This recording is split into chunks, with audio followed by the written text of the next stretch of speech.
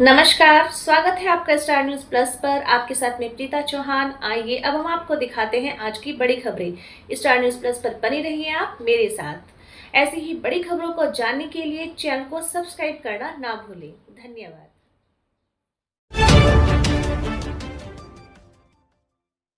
Bill का देश भर में विरोध हो रहा है। इसके बीच 2 अप्रैल को लोकसभा में बिल पेश हुआ तो विपक्ष ने खुलकर अपना विरोध जताया।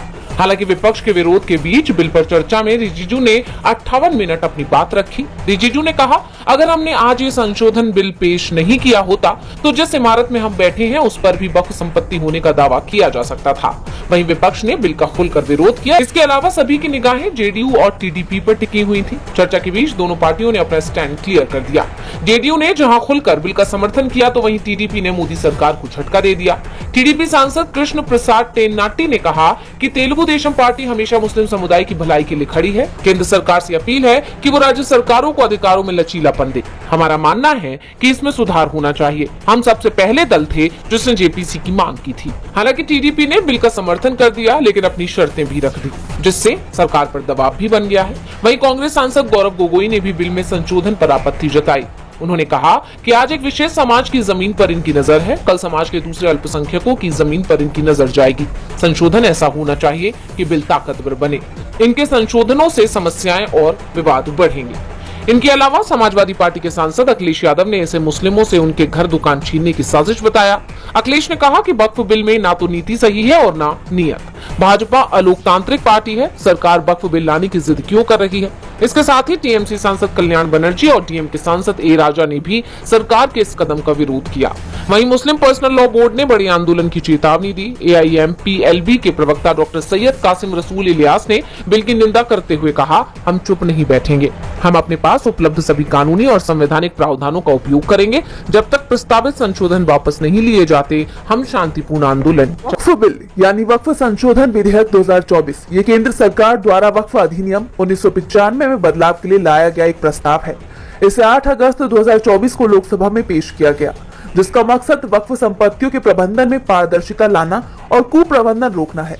वक्फ का मतलब है मुस्लिम समुदाय द्वारा धार्मिक, शैक्षिक या परोपकारी उद्देश्यों के लिए दान की गई संपत्ति, जिसे वक्फ बोर्ड संभालता है। ये बोर्ड देश में रेलवे और सेना के बाद तीसरा सबसे बड़ा भूस्वामी है, जिसके पास करीब 9 लाख एकड़ जमीन है। इसको लेकर विवाद की शुरुआत तब हुई जब बिल में कुछ बड़े बदलाव सुझाए गए। पहला, इसमें कहा गया कि वक्फ बनाने वाला व्यक्ति कम से कम 5 साल से इस्लाम का पालन करने वाला होना चाहिए। दूसरा, वक्फ बोर्ड में गैर मुस्लिम सदस्यों को शामिल करने का प्रस्ताव है। तीसरा, संपत्ति विवादों में अब हाई कोर्ट में अपील की जा सकेगी, पहले ट्रिब्यूनल का फैसला अंतिम होता था। चौथा, वक्फ संपत्तियों का सर्वे अब कलेक्टर करेंगे। सरकार का कहना है कि ये बदलाव भ्रष्टाचार रोकने के साथ साथ महिलाओं और पिछड़े मुस्लिमों को फायदा देने के लिए है, लेकिन विपक्ष और मुस्लिम संगठन इसका पुरजोर विरोध कर रहे हैं। उनका आरोप है कि ये बिल धार्मिक स्वतंत्रता और संविधान के खिलाफ है। वो कहते हैं कि इससे वक्फ की स्वायत्तता छिन जाएगी और मस्जिदों, मदरसों जैसी संपत्तियां खतरे में पड़ेंगी। All India Muslim personal law board इसे कोर्ट में चुनौती देने की बात कर रहा है। साथ ही देशव्यापी आंदोलन का आह्वान भी किया गया है। वहीं कांग्रेस, सपा, टीएमसी, डीएमके, आप जैसे तमाम विपक्षी दल इसे अल्पसंख्यकों पर हमला बता रहे हैं। इस तरह धार्मिक, कानूनी और राजनीतिक आधार पर यह हंगामा बढ़ता जा रहा है। लेकर पहले से ही मोदी सरकार विपक्ष के निशाने पर है और अब विपक्ष को एक और मौका मिल गया है सरकार को घेरने का। जिस पीएम किसान योजना को लेकर सरकार बड़े बड़े दावे करती है और खुद ही अपनी पीठ थपथपाती है, उसी योजना को लेकर मणिपुर में बड़ी अनियमितताएं सामने आई है और इसका खुलासा किसी और ने नहीं बल्कि खुद मोदी सरकार के ही मंत्री ने किया है। केंद्रीय कृषि और किसान कल्याण राज्य मंत्री रामनाथ ठाकुर ने लोकसभा में एक सवाल का जवाब देते हुए कहा, मणिपुर सरकार से जो जानकारी मिली है उसके मुताबिक एक ऑडिट रिपोर्ट में मणिपुर में पीएम किसान योजना के कार्यान्वयन में कुछ अनियमितताएं सामने आई है और राज्य सरकार ने इस मामले में एफआईआर भी दर्ज कराई है। राज्य और केंद्र शासित प्रदेशों को अयोग्य किसानों को हस्तांतरित की गई किसी भी राशि की वसूली करने का आदेश दिया गया है। केंद्रीय राज्य मंत्री के इस बयान से हड़कंप मच गया है। मणिपुर में फिलहाल राष्ट्रपति शासन लागू है, यानी मणिपुर की कमान सीधे मोदी सरकार के ही हाथ में है। लेकिन इससे पहले भी प्रदेश में बीजेपी की ही सरकार थी, यानी कि जो अनियमितताएं हुई हैं उसके लिए बीजेपी ही जिम्मेदार है। जिसके बाद अब सवाल उठ रहे हैं कि मोदी सरकार इस पर क्या कदम उठाती है, क्या वो सख्त एक्शन लेगी। आपको बता दें कि पीएम किसान योजना एक केंद्रीय योजना है जो फरवरी 2019 में शुरू की गई थी। इसका उद्देश्य खेती योग्य भूमि वाले किसानों की वित्तीय जरूरतों को पूरा करना है। लेकिन मणिपुर में फिलहाल ये योजना ही चिंता का विषय बनी हुई है। मणिपुर के अस्थिर हालात, कुकी मैतेई समुदाय के बीच नहीं थमता टकराव भी केंद्र सरकार की मुश्किलों को बढ़ा रहा है। इसे लेकर सरकार लगातार विपक्ष के निशाने पर है। बीजेपी की अंदरूनी गुटबाजी अब बाहर निकलकर सामने आने लगी है। हाल ही में गुरुग्राम में बीजेपी के संगठन चुनाव हुए। जिले में पहली बार बीजेपी के 2 अध्यक्ष बनाए गए, बीजेपी जिला अध्यक्ष और गुरुग्राम महानगर पटौदी का ग्रामीण एरिया का अध्यक्ष। इसके लिए दोनों अध्यक्षों के लिए पदभार ग्रहण कार्यक्रम का आयोजन किया गया।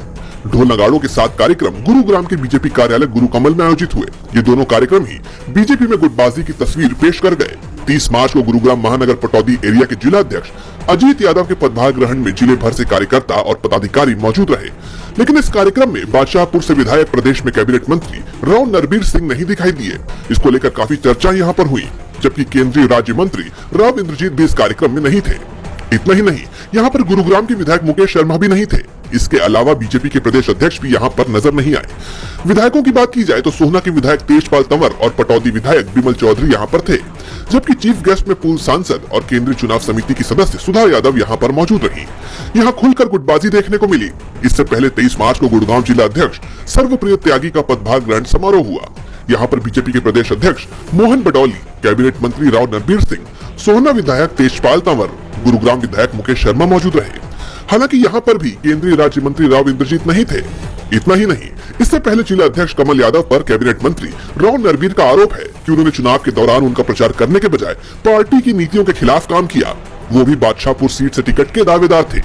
उनको राव इंद्रजीत गुट का माना जाता है, जबकि मौजूदा जिला अध्यक्ष पर कैबिनेट मंत्री राव इंद्रजीत का आशीर्वाद बताया जा रहा है। बीजेपी के पदाधिकारियों का कहना है कि गुटबाजी के ही चलते दोनों कार्यक्रमों में दिग्गजों की मौजूदगी और गैर मौजूदगी नजर आई, यानी पार्टी की भीतरी टूट अब बाहरी तौर पर उजागर होने लगी है। चीन और भारत के संबंधों को 75 साल पूरे हो गए हैं। इस मौके पर मंगलवार को भारत के विदेश सचिव विक्रम मिस्री ने नई दिल्ली स्थित चीन के दूतावास में आयोजित एक कार्यक्रम में चीन के राजदूत जू फेई होंग के साथ मिलकर केक काटा। उधर चीन के राष्ट्रपति शी जिनपिंग और भारत की राष्ट्रपति द्रौपदी मुर्मू के बीच शुभकामनाओं का आदान प्रदान हुआ। वहीं भारत के प्रधानमंत्री नरेंद्र मोदी ने चीनी प्रधानमंत्री ली कियांग को बधाई संदेश दिया और ली कियांग ने भी ऐसा ही किया। इन सारी कूटनीतिक औपचारिकताओं में चीन की घुसपैठ की समस्या का क्या हल निकला है, इस बारे में कांग्रेस नेता पवन खेड़ा ने कुछ सवाल उठाए हैं। पवन खेड़ा ने पूछा कि क्या पीएलए द्वारा भारतीय क्षेत्रों पर किया गया कब्जा खाली किया जा चुका है? क्या पेट्रोलिंग पॉइंट्स, पेट्रोलिंग मानकों, बफर जोन आदि में अप्रैल 2020 से पहले की स्थिति कायम की गई? क्या एलएसी पर चीन द्वारा की गई बसाहट और निर्माण कार्य हटाए जा चुके हैं? क्या सरकार को इस पर संतुष्टि है या फिर भारत ने इस कब्जे को न्यू नॉर्मल के तौर पर स्वीकार कर लिया है? क्या चीन केक खा भी रहा है और रख भी रहा है? पवन खेड़ा ने एक ट्वीट में ये सारे सवाल पूछे हैं, जिनके जवाब बीजेपी शायद नहीं दे पाएगी, क्योंकि अगर जवाब दिया जाता है तो फिर मोदी का फंसना तय। अमेरिकी राष्ट्रपति डोनाल्ड ट्रंप ने जब से पदभार संभाला है तब से ही वो एक के बाद एक बड़े फैसले ले रहे हैं, जिन्हें लेकर वैश्विक स्तर पर चर्चा हो रही है। ट्रंप के टैरिफ ने पूरी दुनिया को चिंता में डाल दिया है। पहले ही वो चीन, कनाडा, मेक्सिको पर टैरिफ लगा चुके हैं और अब 2 अप्रैल से अमेरिका का जवाबी टैरिफ भी लागू हो रहा है। ये टैरिफ भारत समेत उन देशों पर लागू हो रहा है जो अमेरिकी उत्पादों पर टैरिफ लगाते हैं। ट्रंप अमेरिकी समय अनुसार शाम के 4 बजे यानी भारत में देर रात 1:30 बजे व्हाइट हाउस के रोज गार्डन में कैबिनेट मेंबर्स के साथ टैरिफ उपायों को लागू करेंगे। उन्होंने इसे लिबरेशन डे यानी मुक्ति दिवस कहा। हालांकि ट्रंप ने यह भी कहा है कि अगर कोई विदेशी नेता या उद्योगपति छूट चाहते हैं तो वो उनसे बात करने को तैयार है। लेकिन अगर ट्रंप का यह टैरिफ लागू हो जाता है तो इससे व्यापार जगत में काफी नुकसान हो सकता है। भारत की ही बात करें तो अमेरिका के साथ भारत का व्यापार बड़े पैमाने पर है और भारत अमेरिकी वस्तुओं पर सबसे ज्यादा टैरिफ लगाने वाले देशों में शामिल रहा है। इन हालात में ट्रंप का ये टैरिफ भारतीय व्यापार के लिए बहुत ही बड़ा झटका साबित हो सकता है। हालांकि ट्रंप की सत्ता में वापसी के बाद से भारत ने अमेरिकी उत्पादों पर टैरिफ में कटौती भी की है। 2025 में भारत का एवरेज टैरिफ रेट घटकर 10.65% हो चुका है। इसके बावजूद ट्रंप भारत पर लगातार अमेरिका का फायदा उठाने के आरोप लगा रहे हैं और अब टैरिफ भी लागू करने जा रहे हैं। उनके इस फैसले से कई देशों में गुस्सा देखा जा रहा है। यूरोपियन यूनियन और कनाडा समेत कई प्रमुख अर्थव्यवस्थाओं ने पहले ही ट्रंप को चेतावनी दे दी है कि अगर टैरिफ लगाया जाएगा तो वे चुप नहीं बैठेंगे। यूरोपियन यूनियन ने साफ कह दिया है कि अगर जरूरी हुआ तो जवाबी कार्रवाई करने के लिए सभी ऑप्शन मेज पर हैं, जिसके बाद दुनिया भर में ट्रेड वॉर की आशंका। National highway authority of India यानी NHAI ने देश के हाईवेज और एक्सप्रेसवेज पर टोल के दाम 4 से 5% तक बढ़ा दिए हैं। ये फैसला हर साल की समीक्षा का हिस्सा है जो चीजों की कीमतों में बढ़ोतरी के आधार पर लिया जाता है। एक अधिकारी ने बताया कि इससे मिलने वाले अतिरिक्त पैसों से सड़कों की मरम्मत कराई जाएगी और बाकी के पैसे नई परियोजनाओं पे खर्च होंगे। नए दाम तुरंत लागू हो गए हैं। दामों में बदलाव इस प्रकार है। दिल्ली मेरठ एक्सप्रेसवे सराय खाले खां से मेरठ तक कार में 165 रुपए से 170 रुपए, गाजियाबाद से मेरठ कार में 70 से 75 रुपए, हल्के वाहन बस 275 रुपए, वहीं ट्रक 580 रुपए। वहीं NH9 यानी 86 टोल की बात करें तो कार 170 से 175 रुपए, हल्के वाहन 280 रुपए, बस या ट्रक 590 रुपए। लखनऊ के हाईवेज की बात करें तो हल्के वाहन का 5 से 10 रुपए ज्यादा लगेगा, तो वहीं भारी वाहन का 20 से 25 रुपए ज्यादा लगेगा। वहीं मासिक पास की बात करें तो कार का 930 से 950 रुपए, तो वहीं कैब का 1225 से 1255 रुपए। हल्के वाहन या मिनी बस एक तरफा की बात करें तो 120 से 125 रुपए। वहीं बात दिल्ली जयपुर हाईवे खेड़की दौला की करें तो कार के शुल्क में कोई बदलाव नहीं, वहीं भारी वाहन के शुल्क में 5 रुपए ज्यादा लगेंगे। कार के मासिक पास में 930 से 950 रुपए, वहीं कैब और जीप के मासिक पास के लिए 1225 से 1255 रुपए। इस कदम को बेहतर सड़कों के लिए जरूरी बताया जा रहा है, लेकिन ये कदम आम लोगों की जेब पर भी असर डालेंगे।